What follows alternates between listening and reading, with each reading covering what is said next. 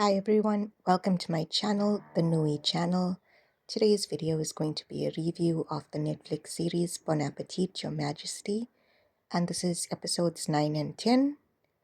And I know this video is a bit late, but you won't believe the week and really the month I've been having, and since yesterday was the last. Okay, I won't even get into it, but basically a lot of chickens have come home to roost, if that's even the expression. And I'm not doing too well actually, but somehow life goes on. And on to today's episode, we start with the results from the previous round, and the king has given the Ming team a score of 8. The Ming envoy, though, gives the Joseon side, or I should pronounce it the right way now. I did see that it's pronounced Joseon. The Joseon side a score of 1.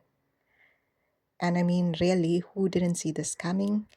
I don't know why they just didn't choose independent judges. And then it gets even weirder when the king asks the chefs to judge their own dishes. And I don't mean judge the other team's dishes, but literally judge their own dishes. So Yan Jiang explains she cannot judge her own dish because it's not just about the taste. She explains that she knows the hard work that each of her chefs put into the dish, so of course she wouldn't be able to judge the dish. And then Bailong from the Ming team says the same thing, so the king declares that the second round is another tie. And just remember the rules though, if the competition results in a tie for all 3 rounds, then the Ming side wins. It is annoying because I really feel like the Joseon side was the obvious winner of this round. But anyways, the third round arrives the next day, and the engineer, Chan Sing, remember I couldn't pronounce his name the last time, but it's Chan Sing, arrives in the nick of time with the pressure cooker lid. And honestly, both sides exceeded expectation with the last round. The Ming team even carves a dragon as part of their dish. I have to admit the color of the chicken from the Joseon team did throw me off quite a bit though. So the Joseon side is chosen to go first, and I don't think this dish is something I'd like to try. It's called Ogulgi Samgyetang, and this episode is aptly named Pressure Cooked Ogitang. So chicken, basically. While the king and Ming envoy taste it, they both imagine a golden phoenix taking flight in the throne room. The Ming side presents after that, and their dish is called Baldojang. And that's not to be confused with the popular baldak noodles everyone is making mukbang videos on. Yeah, that's just an aside. And when the king and envoy try this, they are transported into space, basically. The king even says this is the reason it's called the food of the gods. And in the Ming envoy is like, there's no need to speak. There's nothing that exists like this dish. So I had my suspicions this was going to be another tie. Then the king says, to make sure this round is judged fairly, the chefs must each try the other side's dish.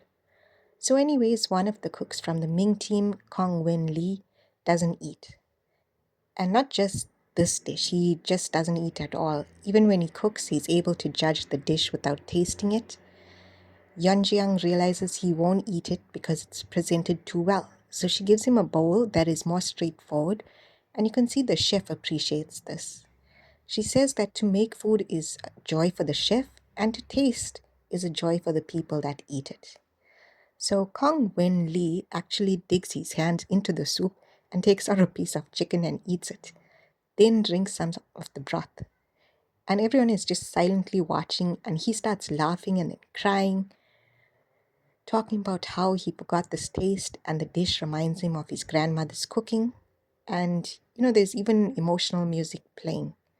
To be honest, if I didn't have so much troubles of my own, even I might have cried with him. So he bows and he says he lost to the Joseon team, but remember with this round, 3 chefs from each side were judging the other side's dishes, and the score is out of 30.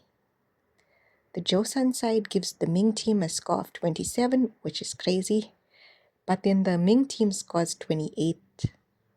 So Yeonjiang and her team wins.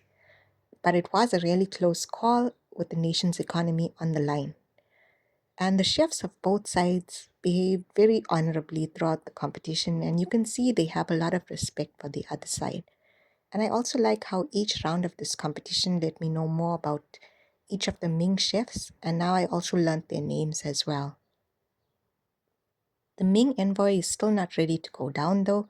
He says they'll agree to the trade as long as the Joseon side provides just one tribute, and that just so happens to be Yeonjiang. The king gets a crazy look in his face, and it's the Mad King look, and then he laughs and headbutts the envoy. And after that, chaos erupts with swords being drawn from their soldiers on both sides. One of the court ladies rush off to inform the king's grandmother what's going on. When she gets there, the envoy is still being a punk and mocks her as well. He even says that as the envoy, disrespecting him is the same as disrespecting the emperor. But then the grandmother pulls out a letter. Apparently, her aunt was the previous emperor's consort, so she has seniority, and the entire Ming side bows to her, and then they leave the court shortly after that. So the next day, another prince, Jin Myung, is going to have his evening meal with the king because he wants to try Yeonjiang's cooking. And he's like a very cute, smaller brother to the king. Mokju and Prince Jesan plan to use this meal and poison the prince in order to get rid of Jiang and make the king lose control. Jesan says that this time, when he becomes king, he's going to marry Mokju, which is like, ew. The king is handsome, but Uncle Jesan is definitely not. The king meets young Jiang before the meal and gives her a new uniform. And he tells her to meet him after the meal to discuss something in private. She says after the meal she's going to say goodbye to the Ming chefs first and then she'll meet him. But when she's returning from saying goodbye to them, Prince Jinmyong's mother, the queen, is there, and she first slaps Yeonjiang, then she takes her away to be tortured until she confesses. Because of the poison Mokju used on Jinmyong, the prince is dying. Meanwhile, the king doesn't know any of this because he's at the greenhouse waiting for Yeonjiang, and that's how the episode ends. So episode 10 picks up with the king still waiting. The thing is, there's no point at which he thinks maybe she won't show up. It's only because the chief eunuch hears what's going on and tells the king that he leaves the greenhouse in the first place and goes to find Yeonjiang.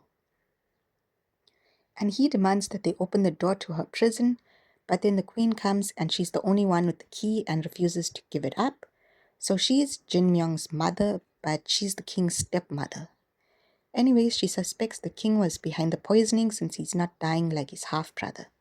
And she thinks the king did this because if anything happens to him, Jin Myung is the next in line for the throne. And the king gets that mad king look again and takes out his sword to kill her, but Jiang calls out that he needs to stop before he does something rash and becomes a tyrant like the version of the king she knows from history. Anyways, the grandmother queen doesn't believe the king is behind the poisoning of his half-brother, so she frees Yeonjiang and tells her she has 3 days to figure out who the person responsible is. And if she can't figure it out after the 3 days, she's gonna die, basically.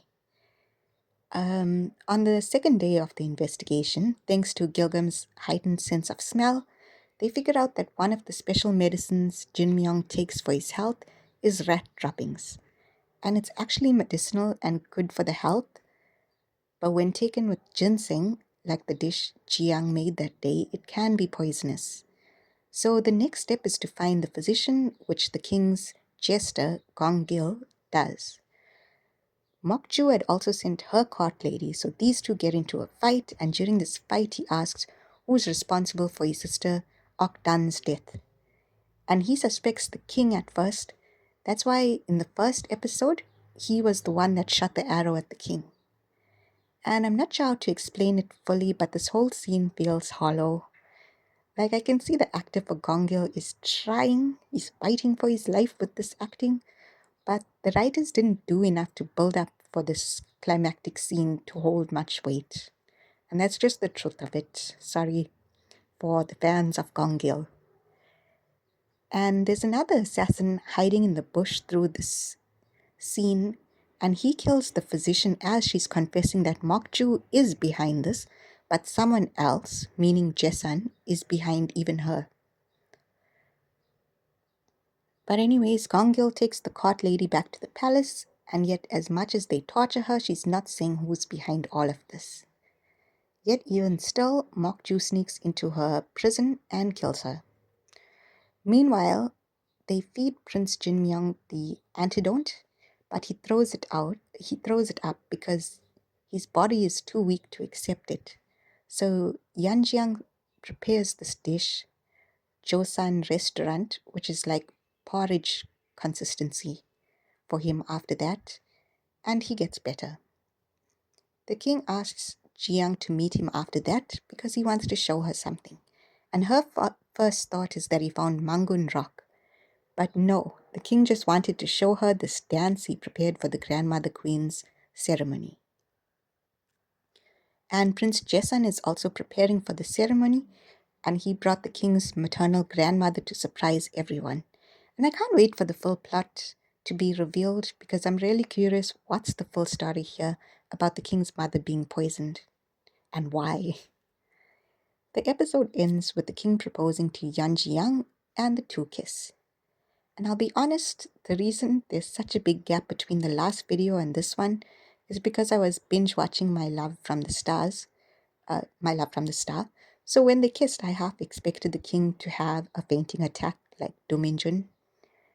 And I'm almost done with this drama.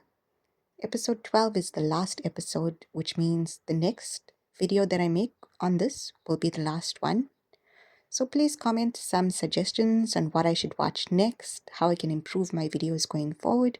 It doesn't have to be a K-drama, but it has to be a romance or a comedy. And thank you so much for watching. Bye.